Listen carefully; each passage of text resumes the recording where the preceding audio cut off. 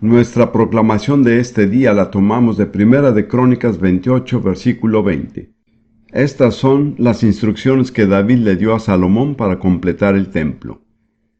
Están en la segunda persona del singular, pero nosotros las hemos aplicado a nuestra vida. Así que las confesamos en la primera persona del singular. ¿Entienden la idea? Una de las funciones de la proclamación es aplicar la palabra de Dios de manera personal. Nos animaremos y esforzaremos y manos a la obra. No temeremos ni desmayaremos, porque Jehová Dios, nuestro Dios, estará con nosotros. Él no nos dejará ni nos desamparará, hasta que acabemos toda la obra para el servicio de la casa de Jehová. Amén.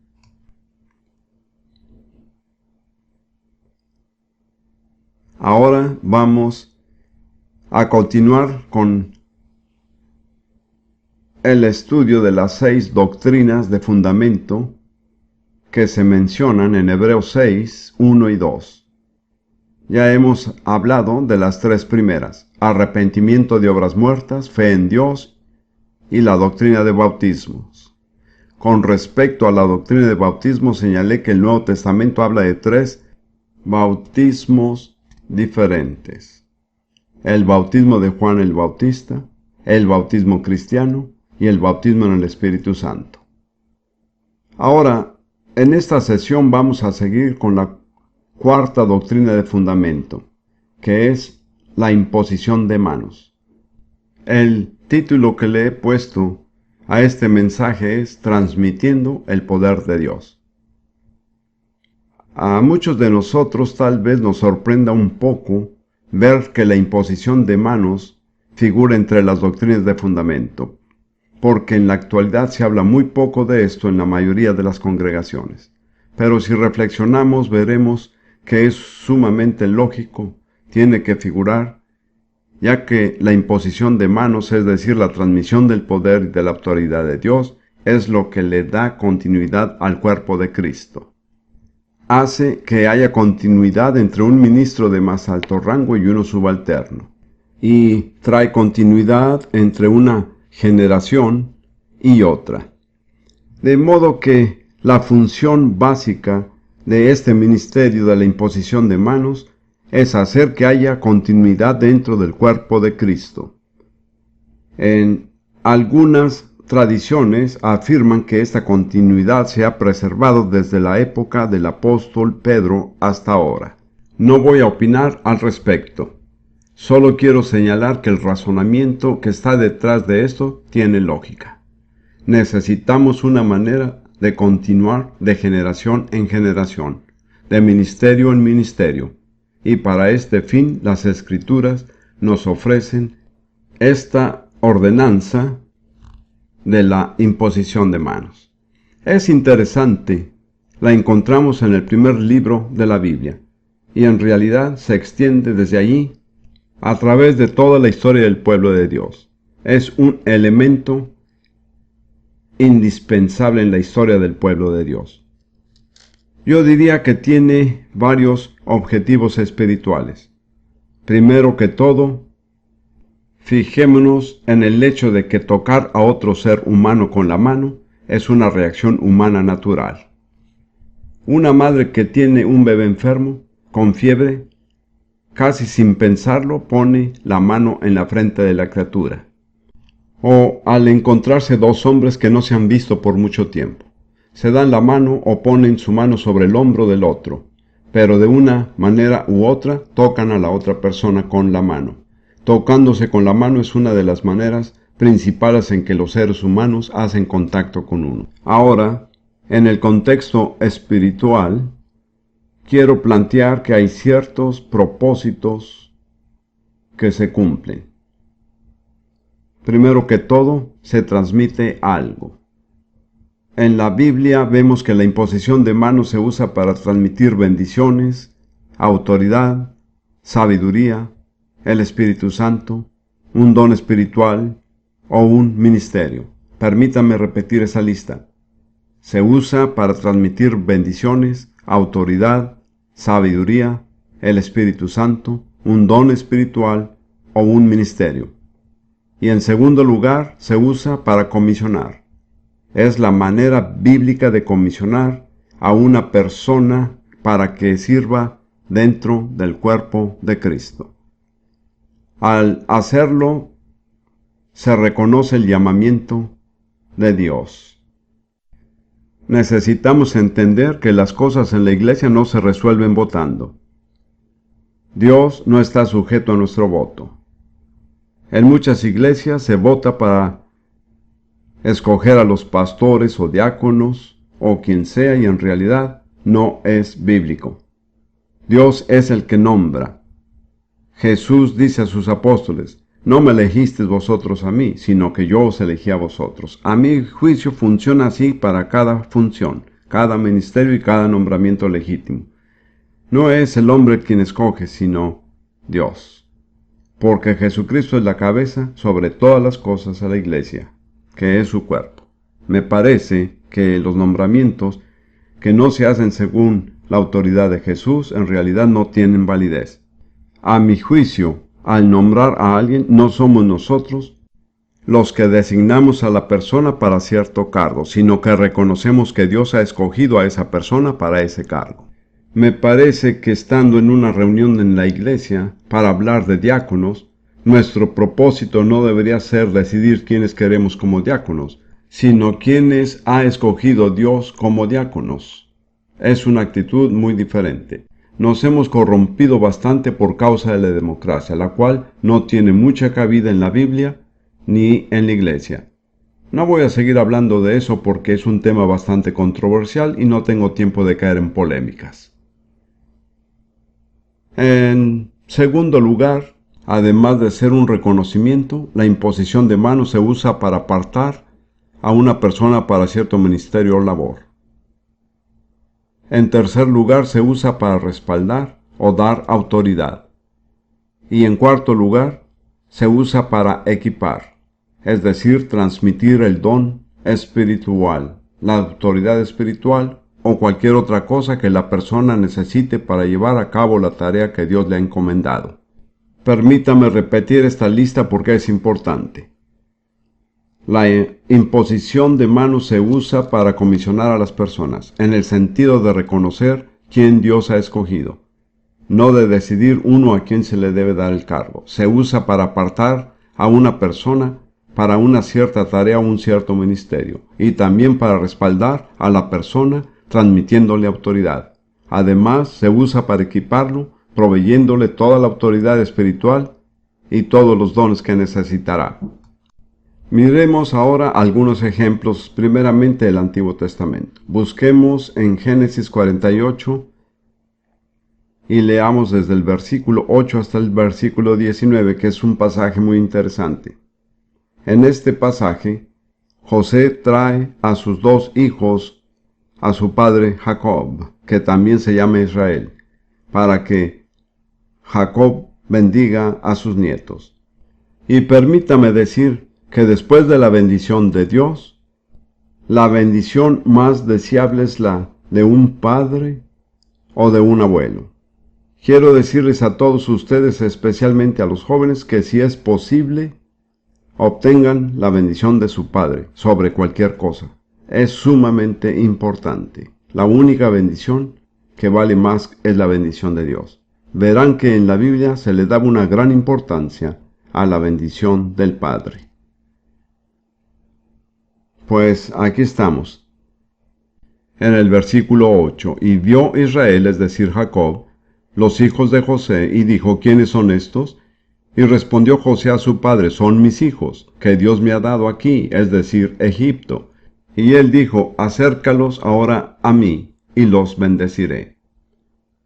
Y los ojos de Israel estaban tan agravados por la vejez, que no podía verlos. Hizo pues acercarse a él, y él los besó y les abrazó. Y dijo Israel, Jacob, a José: no pensaba yo ver tu rostro, y aquí Dios me ha hecho ver también a tu descendencia. Si hay una cosa que me conmueve profundamente, es la fidelidad de Dios. No es por el dolor ni tristeza, pero cada vez que pienso en la fidelidad de Dios, se me salen las lágrimas. Entonces José lo sacó de entre sus rodillas y se inclinó a tierra. Fíjense el respeto que las personas en la Biblia mostraban hacia los padres y las personas mayores. Y los tomó José a ambos, Efraín a su derecha, a la izquierda de Israel, y Manasés a su izquierda, a la derecha de Israel, y los acercó a él. Entonces Israel extendió su mano derecha y la puso sobre la cabeza de Efraín, que era el menor, y su mano izquierda sobre la cabeza de Manasés, colocando así sus manos adrede, aunque Manasés era el primogénito. Generalmente el primogénito recibía la mayor bendición, y ésta se transmitía con la mano derecha. José tenía todo arreglado para que Manasés, que era el mayor, estuviera enfrente de la mano derecha de Jacob. Pero Jacob, movido por el Espíritu Santo, cruzó las manos y puso la mano derecha sobre Efraín y la mano izquierda sobre Manasés. Y bendijo a José diciendo: El Dios en cuya presencia anduvieron mis padres Abraham e Isaac, el Dios que me mantiene desde que yo soy hasta este día, el ángel que me liberta de todo mal. ¿Saben cuándo ocurrió esto? Cuando Jacob se encontró con el ángel en Peniel, a eso se refería. El ángel que me liberta de todo mal, bendiga a estos jóvenes y sea perpetuado en ellos mi nombre, y el nombre de mis padres Abraham e Isaac, y multiplíquense en gran manera en medio de la tierra. ¿Se dan cuenta además de lo importante que es transmitir un nombre? Muchas de estas cosas ya no están de moda hoy día, pero para Dios nunca han dejado de tener vigencia. Pero viendo José que su padre ponía la mano derecha sobre la cabeza de Efraín, le causó esto disgusto y asió la mano de su padre para cambiarla de la cabeza de Efraín a la cabeza de Manasés. Y dijo José a su padre: No es así, padre mío, porque este es el primogénito, pon tu mano derecha sobre su cabeza. Mas su padre no quiso y dijo: Lo sé, hijo mío, lo sé. También él vendrá a ser un pueblo, y será también engrandecido, pero su hermano menor será más grande que él, y su descendencia formará multitud de naciones. Y los bendijo aquel día diciendo: En ti bendecirá Israel, diciendo: Hágate Dios como a Efraín y como a Manasés. Y puso a Efraín antes de Manasés. Es un cuadro muy gráfico, ¿verdad? Como ve, es muy exacto. Ya se sabía que la bendición mayor vendría de la mano derecha del Padre. Y era algo tan real que verdaderamente se transmitía algo. No era simplemente una formalidad ni una ceremonia. Era un acontecimiento vital en la vida de dos jóvenes, Efraín y Manasés. En realidad determinó su destino de ahí en adelante. Pues nunca debemos subestimar el significado y la importancia de la imposición de manos cuando se administra por obra del Espíritu Santo. Y ahora vamos a mirar Números 27, donde vemos que Moisés le estaba diciendo al Señor que era tiempo de nombrar al líder que lo había de seguir. Moisés sabía que no entraría a la tierra prometida, pero se preocupaba muchísimo por el pueblo de Dios, Israel. De modo que le dijo al Señor en Números capítulo 27, versículo 15. Entonces respondió Moisés a Jehová diciendo: Ponga Jehová, Dios de los espíritus de toda carne, un varón sobre la congregación. Me parece eso importante. Él es el Dios de los espíritus de toda carne. Es el Dios que conoce el espíritu de cada persona. Él ve lo más profundo del carácter humano.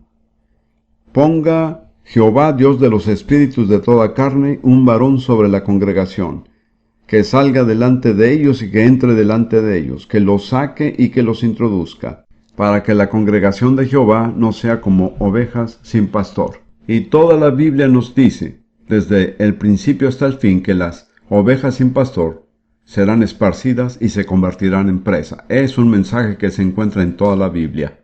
Permítame decir que, salvo en circunstancias muy excepcionales, cada uno de ustedes debería tener un pastor humano que cuide de su alma con mucho cuidado.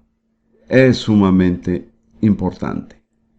Regresaremos a eso dentro de poco al estudiar otros temas. En fin, ¿cómo respondió el Señor? Y Jehová dijo a Moisés: toma a Josué hijo de Nun, varón en el cual hay espíritu, y pondrás tu mano sobre él, y lo pondrás delante del sacerdote Eleazar, y delante de toda la congregación, y le darás el cargo en presencia de ellos, y pondrás de tu dignidad sobre él. Me gusta eso, no toda tu dignidad, porque Moisés tenía autoridad única, pero dale una buena porción de tu dignidad porque la va a necesitar. Y pondrás de tu dignidad sobre él, para que toda la congregación de los hijos de Israel le obedezca. Él se pondrá delante del sacerdote Eleazar, y le consultará por el juicio del Urim delante de Jehová. Por el dicho de él, de Josué saldrán, y por el dicho de él entrarán, él y todos los hijos de Israel con él, y toda la congregación. Y Moisés hizo como Jehová le había mandado, pues tomó a Josué y lo puso delante del sacerdote Eleazar y de toda la congregación, y puso sobre él sus manos, y le dio el cargo, como Jehová había mandado por mano de Moisés, pues toda la congregación tenía que ser testigo de que la autoridad de Moisés, a quien había seguido por 40 años, se transmitía a su sucesor. Fue un acontecimiento crucial para el bienestar de todo el pueblo de Dios. Además, no fue solo una ceremonia. Algo muy real sucedió a Josué. En Deuteronomio versículo 34 vemos el siguiente comentario que es interesante. Deuteronomio 34, versículo 9. Y dice: y Josué, hijo de Nun, fue lleno del espíritu de sabiduría, porque Moisés había puesto sus manos sobre él. Entonces, ¿se dan cuenta de lo que recibió mediante la imposición de manos? Recibió el espíritu de sabiduría. No fue simplemente una formalidad, ni una ceremonia. Fue una verdadera transacción. Sigamos ahora con otro ejemplo del Antiguo Testamento. En Segunda de Reyes, capítulo 13, es la escena final del ministerio de Eliseo. Sin embargo, en realidad no fue la escena final, porque como recordarán, Eliseo murió y fue sepultado, y luego una banda de merodeadores vino a invadir a Israel, y los que estaban sepultando a otro hombre tuvieron que arrojar el cadáver en el sepulcro de Eliseo y huir. Al tocar los huesos de Eliseo, el muerto revivió. ¡Qué increíble! ¡Qué maravilloso que el poder de Dios se pueda transmitir de tantas maneras! Bien, vamos a seguir. Leamos Segunda de Reyes 13:14. Estaba Eliseo enfermo de la enfermedad de que murió. Eso es tan... ¿qué diría yo? No es lo que nos imaginaríamos. Murió de una enfermedad y sus huesos estaban tan impregnados del poder de Dios que cuando un muerto llegó a tocarlos revivió. Eso no puede explicar. Hay algunas cosas que no se pueden explicar. Permítanme contarles algo que pasó. Estoy tan cansado de que la gente siempre quiera darle una explicación a todo lo que hace Dios. En Sudáfrica hace unos años, Rudy y yo estábamos ministrando en una iglesia y el pastor asociado, un hombre joven, había estado jugando squash. Se había caído, fracturado el brazo en 4 lugares. Vino para que oráramos por él y yo dije: sé que esto suena extraño, pero voy a ver sus piernas porque eso es lo que Dios me ha dicho que haga. Si sus piernas no tienen el mismo largo, la pierna más corta crecerá y usted será sanado. Luego dije: asegúrese de darle gracias a Dios por su sanidad. Cuando la gente tiene una verdadera necesidad, hace muchas cosas extrañas que no haría en otras ocasiones. De modo que así lo hicimos. Yo le sostuve la pierna y ésta creció. Yo sabía que Dios lo había tocado. Regresó al doctor y le hicimos una radiografía. Esto es lo que no puedo explicar. Había tenido 4 fracturas en el brazo. 3 de ellas habían sanado completamente y la cuarta todavía estaba ahí. El pastor de más alto rango me dijo: explíqueme eso. No puedo explicarlo. Pudiera decir que su fe llegaba a un 75%, pero no sería una explicación muy convincente. Estoy tan cansado de que la gente quiera saber y poder explicar todo lo que hace Dios.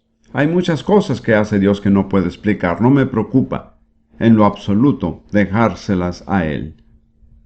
Pero en fin, sigamos con la historia. Y descendió a él Joás, rey de Israel, y llorando delante de él dijo: Padre mío, carro de Israel y su gente de a caballo. Eso fue lo mismo que Eliseo mismo le dijo a Elías cuando éste fue arrebatado en el carro. Y aquí hay en realidad un mensaje para todos nosotros. Un hombre que verdaderamente conoce a Dios puede defender a una nación. Puede ser más fuerte que un ejército. Y Joás, que no era un rey muy piadoso, reconoció lo que Eliseo representaba para su pueblo. Y le dijo a Eliseo: toma un arco y unas saetas. Tomó él entonces un arco y unas saetas. Luego dijo Eliseo al rey de Israel: pon tu mano sobre el arco. Y puso él, el rey, su mano sobre el arco. Entonces puso Eliseo sus manos sobre las manos del rey y dijo: abre la ventana que da al oriente, que era donde se encontraba Siria, el enemigo de Israel. Y cuando él la abrió, dijo Eliseo: tira. Y tirando él, dijo Eliseo: saeta de salvación de Jehová, y saeta de salvación contra Siria. ¿Por qué herirás a los sirios en Afec hasta consumirlos? Y vemos que Joás tiró con las saetas 3 veces, y 3 veces venció a los sirios. Eliseo se enojó con él porque debió haber tirado más veces. Pero lo que quiero sacar a relucir es que lo que hizo que eso tuviera efecto fue que Eliseo puso las manos sobre las manos del rey cuando éste sostenía el arco. Una vez más, eso es algo sobrenatural, pero muestra que algo real puede suceder cuando una persona le impone las manos a otra. Ahora vayamos al Nuevo Testamento. Y quiero examinar los objetivos de la imposición de manos en el Nuevo Testamento. Primero que todo, es para impartir sanidad a los enfermos. Al comisionar a sus discípulos, Jesús dijo en Marcos 16 y los versículos que siguen: y estas señales seguirán a los que creen. Y la quinta señal era: sobre los enfermos pondrán sus manos y sanarán. En otras palabras, imponerles manos a los enfermos era una manera de ministrar la sanidad de Dios a los enfermos.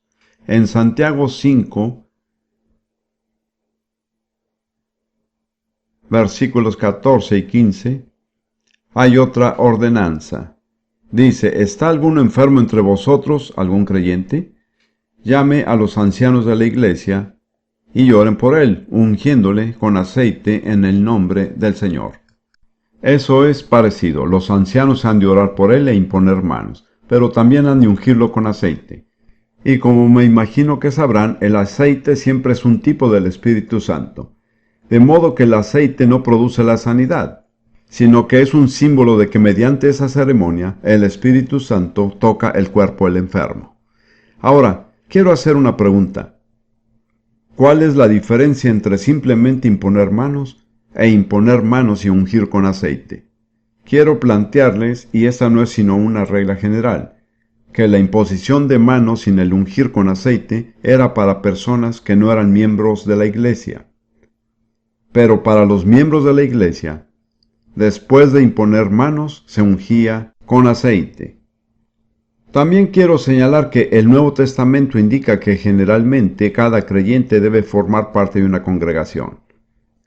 Porque dice: ¿está alguno enfermo entre los creyentes? Que llame a los ancianos de la iglesia y que oren por él, ungiéndolo con aceite. Ahora, si una persona asiste a una iglesia el domingo por la mañana y a otra el domingo por la noche, ¿a cuáles ancianos llamará?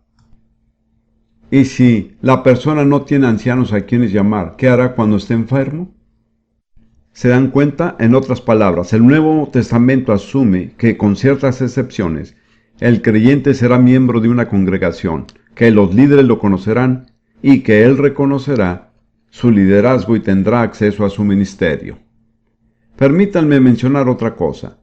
Esto no tiene que ver con nuestro tema, pero en el libro de Apocalipsis, capítulos 2 y 3, se envían 7 mensajes. Se envían a 7 iglesias. Solo a las iglesias. Si no pertenecía a una iglesia, no recibía el mensaje. Siento que Dios quiere que haga hincapié en esto. Siento que algunos de ustedes son como las cabras monteses. Se encuentran muy separadas de la manada y no tienen pastor. Es peligroso estar en esa situación. Someterse a la autoridad humana requiere humildad, pero Dios bendice a los humildes y resiste a los soberbios. Así que usted tiene que escoger. Hay excepciones, hay situaciones en que esto no se aplica. No sea una excepción si debería ser parte de la regla. Luego, el siguiente propósito en el cual es apropiado la imposición de manos es el de impartir el don del Espíritu Santo. En Hechos 8 leemos, antes que nada, cómo Felipe fue a una ciudad de Samaria y predicó a Cristo, y sus palabras fueron confirmadas por milagros y señales, y todos los habitantes de la ciudad que creyeron fueron bautizados. Fueron salvos porque Jesús dijo, el que creyere y fuere bautizado será salvo. Pero los apóstoles no estaban satisfechos, porque sabían que faltaba algo. De modo que en Hechos 8:14 dice, cuando los apóstoles que estaban en Jerusalén oyeron que Samaria había recibido la palabra de Dios, enviaron allá a Pedro y a Juan, los cuales, habiendo venido, oraron por ellos para que recibiesen el Espíritu Santo, porque aún no había descendido sobre ninguno de ellos, sino que solamente habían sido bautizados en el nombre de Jesús. Como ya señalé anteriormente, es una indicación muy clara de que en cierto sentido es posible ser salvo sin haber recibido el Espíritu Santo. Ahí dice que el Espíritu Santo descendió sobre ellos, lo que yo llamo una inmersión desde arriba, una inmersión estilo cataratas del Niágara. El versículo 17 dice, entonces los apóstoles les imponían las manos y recibían los creyentes el Espíritu Santo. Cuando vio Simón que por la imposición de las manos de los apóstoles se daba el Espíritu Santo, les ofreció dinero diciendo, dadme también a mí este poder. Fíjense que ahí dice que se daba el Espíritu Santo mediante la imposición de las manos de los apóstoles. Y en el próximo capítulo, después que Saulo tuvo el encuentro con Jesús en el camino a Damasco, estando allí en una casa en Damasco, sin poder ver y en ayuno por 3 días, Dios le dijo a Ananías, un simple discípulo, no un apóstol, ni un profeta, sino un simple discípulo. Le dio instrucciones para que fuera a la casa donde estaba Saulo y que le impusiera las manos y orara por él. Dice que le impuso las manos y recobró la vista. Recibió el Espíritu Santo y fue bautizado. Así que entiendan que la imposición de manos no se limita a personas con un ministerio especial. En el contexto de la voluntad de Dios, cualquier persona puede ser guiada a imponer manos sobre otra persona. Ruth me recordó esto mientras estábamos en la oficina, pero esta es una historia bastante fuera de lo común. Estábamos en Kona, en Hawái, y yo había estado muy enfermo, y aún no me recuperaba. Estábamos caminando por la calle, y un hombre se nos acercó corriendo y dijo, ¿pueden orar por mí? Estoy enfermo. Le pregunté qué le pasaba y él dijo que había sido electrocutado. ¿Saben lo que es eso? Había recibido una descarga eléctrica de alto voltaje. Sus hombros estaban paralizados. No podía levantar las manos más que esto.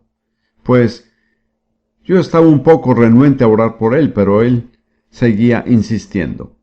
De modo que nos detuvimos en medio de la calle, justamente a la puerta de un restaurante, y oramos. Ruth puso las manos sobre sus hombros. Al día siguiente, durante el tiempo devocional en Juventud con una Misión, levantó las manos más arriba de la cabeza. Había recibido un milagro mediante la imposición de manos. Más adelante él vino a vernos cuando estábamos ministrando en Arizona y nos dijo que había ido al doctor a hacerse un examen. El doctor dijo, he examinado sus hombros y es imposible que usted pueda levantar los brazos más arriba de la cabeza. Ese es solo un pequeño ejemplo de lo que hará la imposición de manos. Una vez más en Éfeso, ya hemos visto eso en otro contexto. Pablo llegó allí y encontró a unos discípulos, pero no eran sino discípulos de Juan el Bautista. Pablo les explicó el Evangelio, fueron bautizados en el nombre del Señor Jesús, y cuando Pablo les impuso las manos, hablaron en otras lenguas y profetizaron. Así que la imposición de manos es una manera muy bíblica de transmitir el poder del Espíritu Santo. En realidad hay 5 ejemplos principales en el Nuevo Testamento y es interesante. En 2 casos, el día de Pentecostés y en la casa de Cornelio, simplemente vino de Dios de manera soberana. En los otros 3 casos, es decir, en Samaria, en el caso de Saulo de Tarso y en Éfeso, fue transmitido mediante la imposición de manos. Así que depende de cómo guíe Dios. He tenido el privilegio de guiar a miles de personas a recibir el bautismo en el Espíritu Santo. El fuerte mío es lograr que las personas crean que si buscan al Señor, recibirán. Yo impongo manos sobre las personas, pero no es lo más usual. Y puedo decir que por la gracia de Dios he visto a miles de personas recibir directamente el Señor. Ahora vamos a seguir. Otro propósito de la imposición de manos es comisionar a los siervos de la iglesia, que a veces se llaman diáconos. Me pregunto cómo cambiarían algunas iglesias si se dieran cuenta de que en griego la palabra diácono quiere decir siervo. Quiero decir, en algunas iglesias, la junta de diáconos tiene mucha autoridad. ¿Cómo sería si se llamara la junta de siervos? Alguna terminología que usamos la usamos mal. Rudy y yo fuimos a Pakistán una vez y teníamos que pasar por inmigración y la aduana. El aduanero, que era pakistaní, me preguntó qué era yo. Era un país musulmán y pensé, tienes que tener bastante cuidado. Finalmente dije, soy ministro. Pensé que ese era un término bastante seguro, que la mayoría de las personas no entienden. De ahí en adelante me recibieron a cuerpo rey en todas partes, me hicieron pasar al principio de la fila, etc. Después me di cuenta que él pensó que era ministro del gobierno de los Estados Unidos. Estamos tan lejos del verdadero significado de la palabra ministro, que significa siervo. Hermano o hermana, si usted es un ministro, es un siervo del Señor y un siervo del pueblo de Dios. Bien. La iglesia en Hechos 6 tenía un problema muy bueno. Estaban creciendo tan rápidamente que no podían cuidar de todos los pobres y de todas las viudas que necesitaban su atención. Permítanme señalar otra cosa con respecto a la iglesia del Nuevo Testamento. Invariablemente se responsabilizaban por sus viudas. Era algo que se daba por hecho. El problema hoy es que el gobierno se ha hecho cargo de tantas funciones que la iglesia en realidad no se da cuenta de su responsabilidad. Todavía pienso que la iglesia tiene cierta responsabilidad hacia los pobres, sea como sea que esta responsabilidad se lleve a cabo. Entonces, los creyentes vinieron a los apóstoles y dijeron, las cosas no están funcionando bien, nuestras viudas no están siendo atendidas. Así que los apóstoles dijeron, está bien, vamos a tomar ciertas medidas. Era una situación bastante grave. Los 12 apóstoles convocaron a la congregación y dijeron, no es justo que nosotros dejemos la palabra de Dios para servir a las mesas. Buscad pues, hermanos, de entre vosotros a 7 varones de un buen testimonio, llenos del Espíritu Santo y de sabiduría, a quienes encarguemos este trabajo, y nosotros persistiremos en la oración y en el ministerio de la palabra. ¿Cuál es el ministerio apostólico? La oración y el ministerio de la palabra. No es la administración.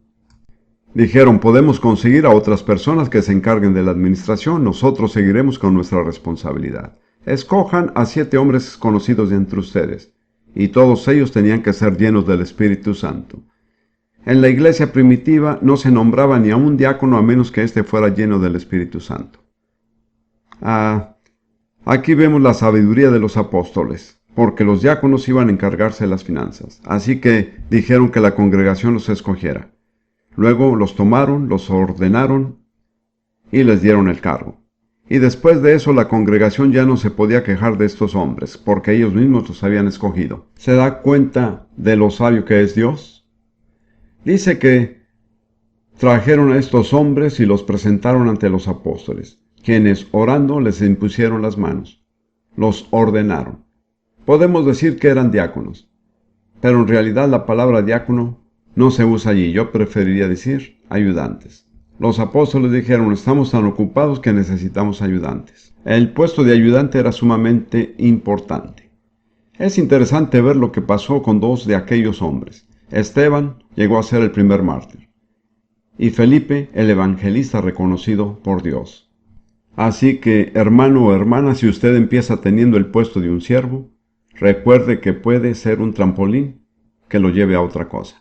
De hecho, si no empieza como siervo, en realidad Dios nunca lo ascenderá, porque Dios solo asciende a las personas que empiezan desde abajo de la escalera. Otro propósito de la imposición de manos es enviar a apóstoles. No sé si algunos de ustedes piensan que solo hay 12 apóstoles en el Nuevo Testamento, no es así. He contado unas 20 personas que fueron llamadas apóstoles. Hubo los 12 apóstoles originales y luego hubo otros apóstoles cuyos nombres se mencionan. Miremos algunos de ellos. En Hechos 13 habla de la iglesia en Antioquía, que en muchos aspectos era una iglesia modelo. De hecho, en algunos aspectos se adelantó a la iglesia en Jerusalén, que se quedó atrás, al centrarse demasiado en los asuntos internos. Ese es uno de los grandes problemas de nuestras iglesias hoy. La mayoría de ellas están tan concentradas en lo que está pasando dentro de la iglesia que no tienen tiempo para su verdadera misión, que es predicar el evangelio a los que no lo han escuchado. Pero las personas en Antioquía tenían una visión diferente y esto es muy importante. En Hechos 13, comenzando en el versículo 1, había entonces en la iglesia que estaba en Antioquía profetas y maestros. Se nombra a 5 de ellos: Bernabé, Simón, Lucio de Cirene, Manaén y Saulo, quien llegó a ser Pablo. Si podemos creer para tener profetas y maestros, entonces el camino está abierto para los apóstoles. Les mostraré de qué manera. Ministrando estos al Señor, y creo que la Nueva Versión Internacional dice mientras adoraban al Señor. Es tan importante, voy a hablar de eso más adelante. La adoración es la clave de tantas cosas. Mientras adoraban al Señor y ayunaban, el Espíritu Santo dijo: apartarme a Bernabé y a Saulo para el trabajo al que los he llamado. Fíjense que el Espíritu Santo estaba hablando como Dios: apártenme a estos dos hombres. ¿Cómo creen ustedes que lo habrá dicho? ¿Se habrá oído una voz de la nada o habrá hablado el Espíritu a través de uno de los 5 hombres?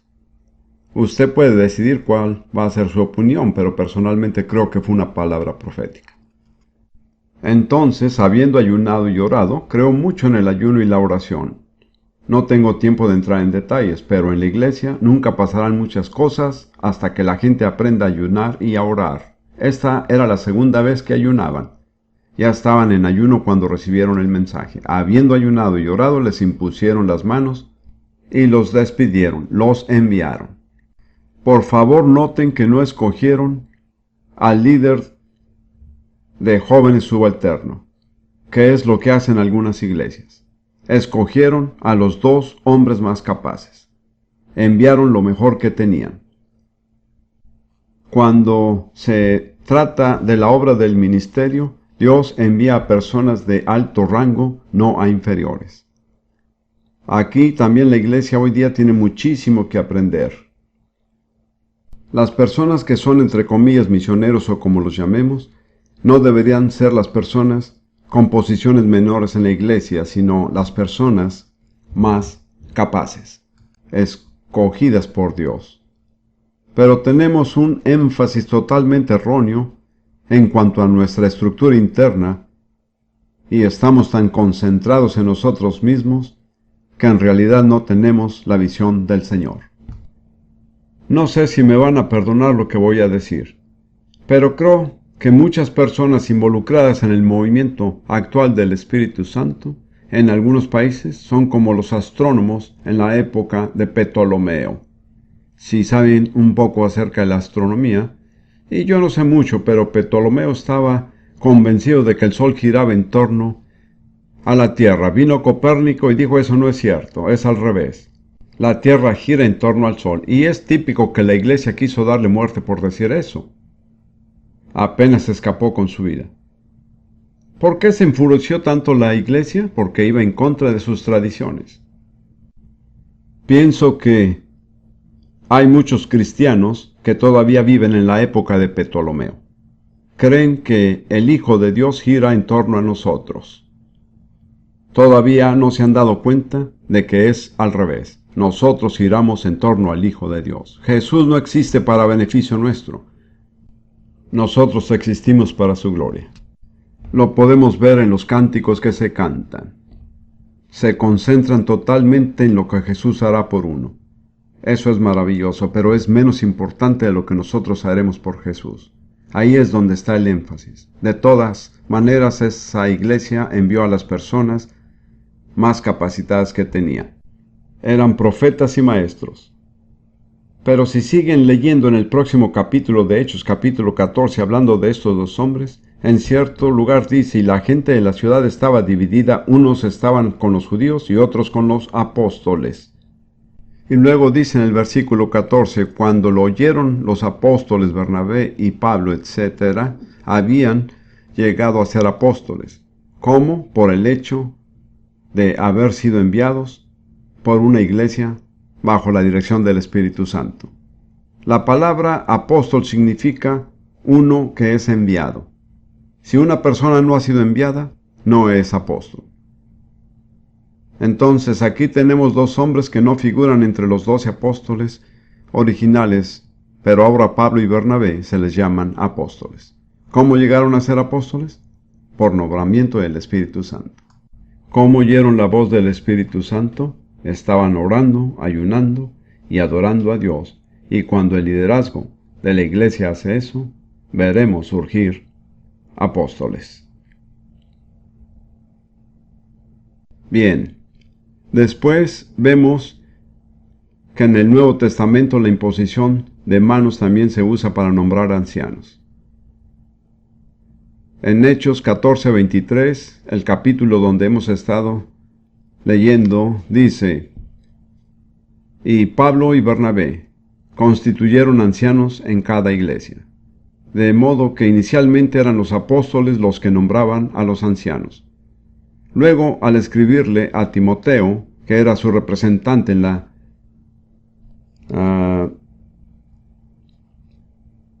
ciudad de Éfeso, Pablo dice en 1 Timoteo 5:17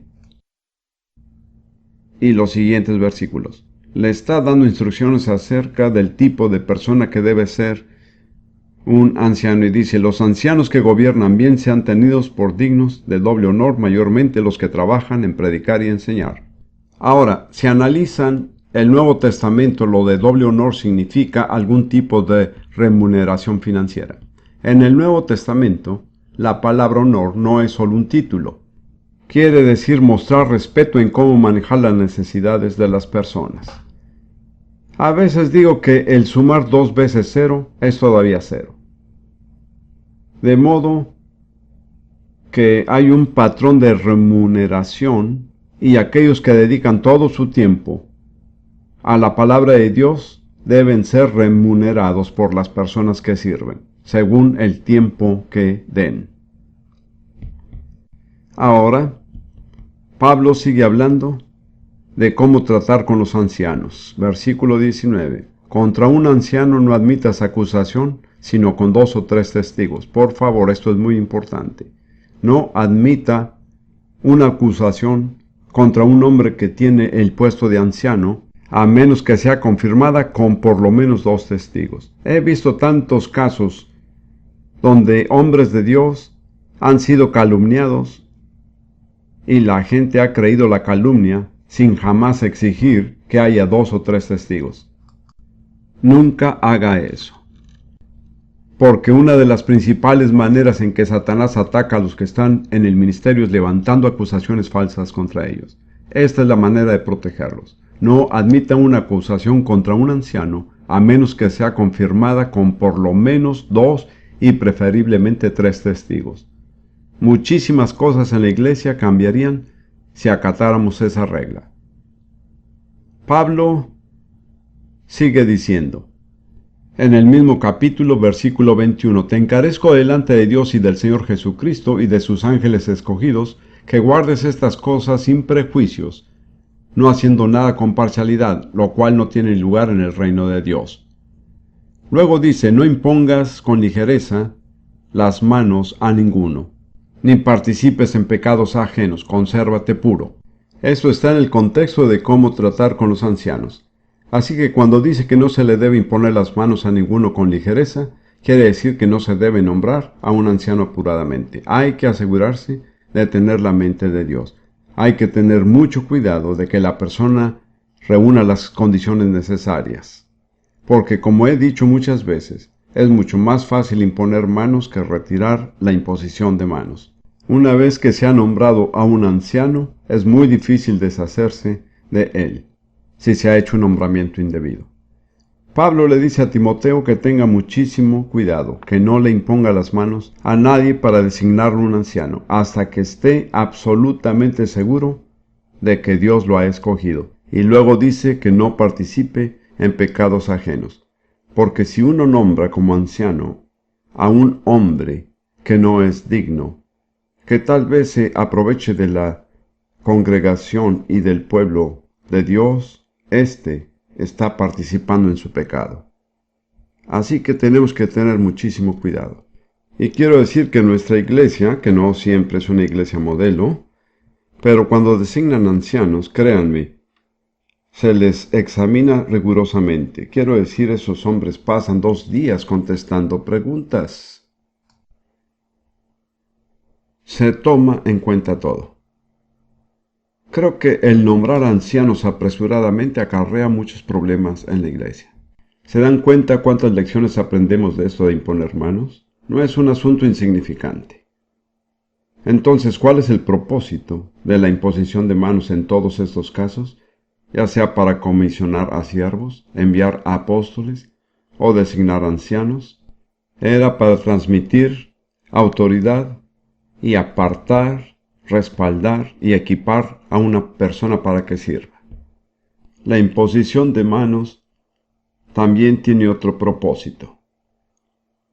Pablo les escribió a los cristianos romanos y dijo: quisiera venir a ustedes a impartir algún don espiritual. Pero en ese momento no fue después. En 2 de Timoteo 1:6, Pablo dice, escribiéndole a Timoteo: por lo cual te aconsejo que avives el fuego del don de Dios que está en ti por la imposición de mis manos. De modo que un don le fue impartido a Timoteo mediante la imposición de las manos de Pablo. En griego la palabra aquí es carisma, de donde nos viene la palabra carismático. Permítanme darles mi opinión personal, y no tienen que estar de acuerdo conmigo. Todavía pueden llegar al cielo, con tal de que me amen. A mi juicio, el carisma que le fue impartido ahí a Timoteo fue el apostolado, porque veremos que hay otros apóstoles. Examinemos el apostolado de Timoteo. Timoteo también fue apóstol. Tal vez no lo sabían. Se lo voy a mostrar en la Biblia. Primera Tesalonicenses 1, versículo 1. Primera Tesalonicenses 1:1. La carta fue escrita a la iglesia de los tesalonicenses por 3 personas, lo cual era normal en el Nuevo Testamento. Pablo, Silvano, o sea Silas, y Timoteo. Estos fueron los autores del libro. No solo Pablo, sino Pablo, Silas y Timoteo. Entonces, en el capítulo 2 de esta carta,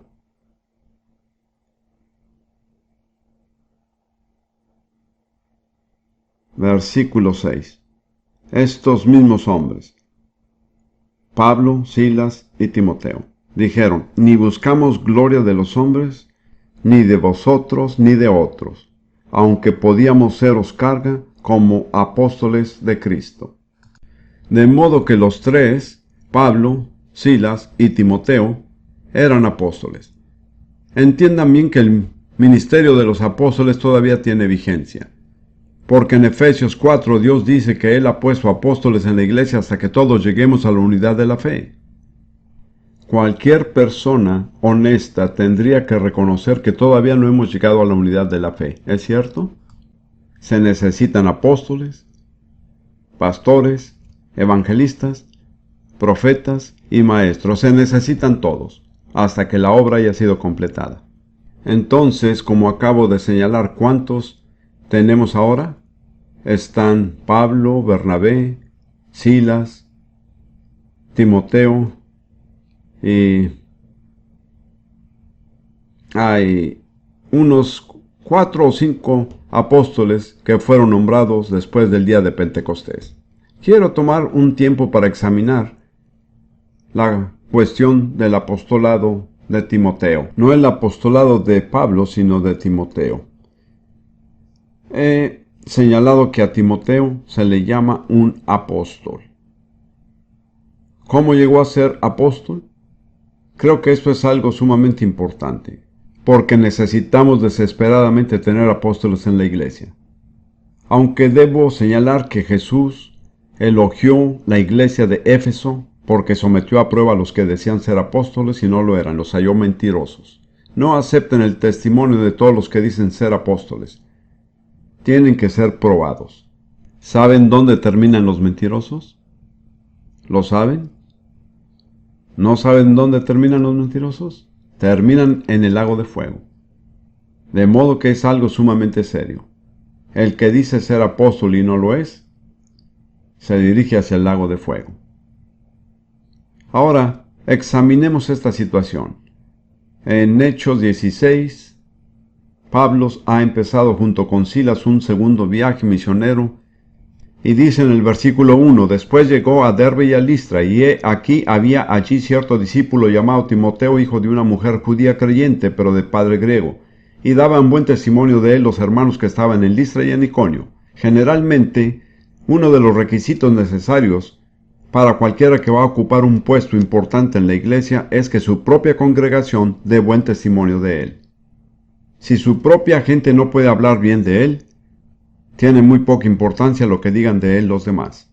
Hace años, estando en Jerusalén, aconteció que nos enviaron a una dama de Suecia para que trabajara con nosotros.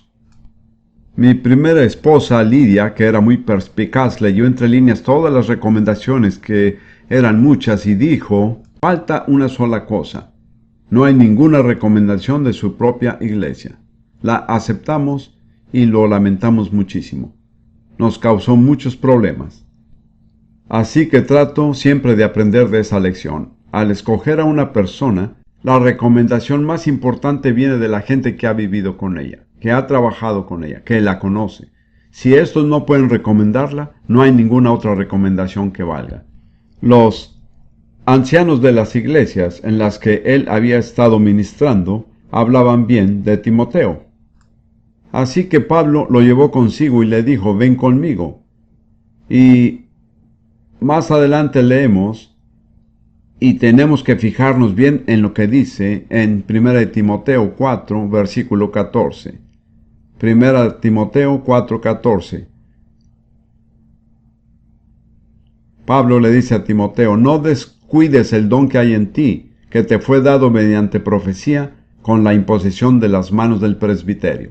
Así llego a la conclusión de que se había dado una palabra profética que decía que Timoteo debía acompañar a Pablo y a Silas. Basado en esa palabra profética y porque conocían su carácter, los ancianos de la iglesia local le impusieron manos a Timoteo y lo enviaron. Recibió el don, el carisma de apostolado. Así es que lo entiendo yo. Ahora, también hay que considerar lo que ya hemos leído en 2 Timoteo 1:6, donde Pablo le dice a Timoteo: por lo cual te aconsejo que avives el fuego del don de Dios que está en ti por la imposición de mis manos. Eso se pudiera entender de muchas maneras. Creo que la interpretación más factible es que en Listra la profecía se dio y fue debidamente probada, y decía que Timoteo debía salir con Pablo y con Silas. Los ancianos dijeron: lo respaldamos. Pablo dijo: lo recibo. Y Pablo y los ancianos le impusieron manos y le impartieron el carisma del apostolado. Bien, es sumamente importante notar que la profecía era muy significativa. La profecía o es significativa o es una pérdida de tiempo. En 1 Timoteo 1, versículo 18, Pablo, escribiéndole a Timoteo, dice: Este mandamiento, hijo Timoteo, te encargo, para que conforme a las profecías que se hicieron antes en cuanto a ti, milites por ellas la buena milicia. Ahora bien, ese es verdaderamente uno de los propósitos de la profecía: animar a alguien que va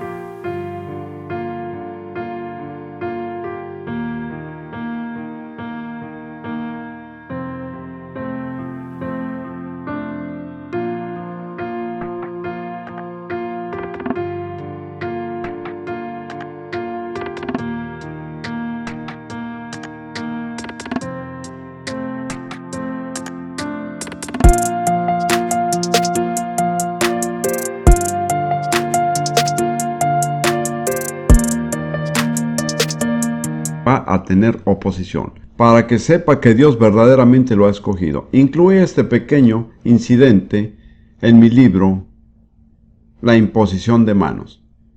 Y llegó aquí a Nueva Zelanda. Y un líder cristiano bastante conocido en Nueva Zelanda, cuyo nombre no voy a mencionar, recibió una profecía estando en los Estados Unidos. Decía que él debía hacer una cierta labor. Él se desanimó mucho y estaba a punto de darse por vencido cuando leyó esto y dijo: voy a guiarme por las profecías. Les diré quién fue: el hermano Short.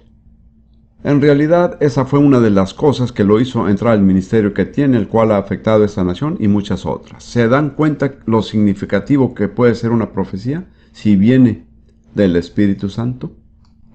Tengo que decirles, amigos, que estoy harto de muchas profecías que oigo. Las llamo adivinación carismática. Las personas entran, le imponen manos a uno y dicen: usted hará esto y aquello. Puede ser, pero en la mayoría de los casos no sucede así. Es difícil a veces distinguir entre lo que es profecía y lo que es adivinación. ¿Saben que los adivinos pueden decir la verdad? ¿Lo sabían? En Hechos 16, una mujer con espíritu de adivinación fue la primera en reconocer quiénes eran Pablo y Silas, antes que cualquier otra persona en la ciudad de Filipos. Ella sabía que estos eran siervos del Dios Altísimo, quienes nos anuncian el camino de salvación. Sin embargo, era una sierva de Satanás. Solo quiero advertirles de eso. Ahora, debo hablar, espero que rápidamente, de ciertos peligros. Solo tengo unos minutos. Dos peligros que se mencionan. Primero que todo, el respaldar a alguien que es indigno. Cuando uno lo hace y surge un problema, uno es responsable en parte por el problema que causó. El segundo es lo que llamo contaminación espiritual. Uno puede imponerle manos a una persona y orar para que sea liberada de un espíritu inmundo, pero hay que saber cómo protegerse, porque puede ser que uno también reciba algo de esa persona. O bien podemos impartir el Espíritu de Dios, o bien aquel espíritu, es decir, el espíritu inmundo, puede afectarnos. Recuerdo cuando un grupo de nosotros, estando en el ejército, le impusimos manos a un hombre que estaba sufriendo de una depresión muy fuerte. En realidad, el Señor no nos dio a hacerlo, simplemente lo hicimos. ¿Saben qué pasó? A todos nos atacó la depresión. No nos habíamos protegido. Cuando imponemos las manos necesitamos estar protegidos. ¿Cómo? Con humildad y oración. Sea guiado por el Espíritu Santo. Los que son guiados por el Espíritu de Dios, estos son hijos de Dios. Protéjase con la sangre de Jesús. Sepa cómo mantenerse bajo la sangre de Jesús. Y tenga en mente que Jesús les dijo a sus discípulos: os doy potestad sobre toda fuerza del enemigo, y nada os dañará. Amén.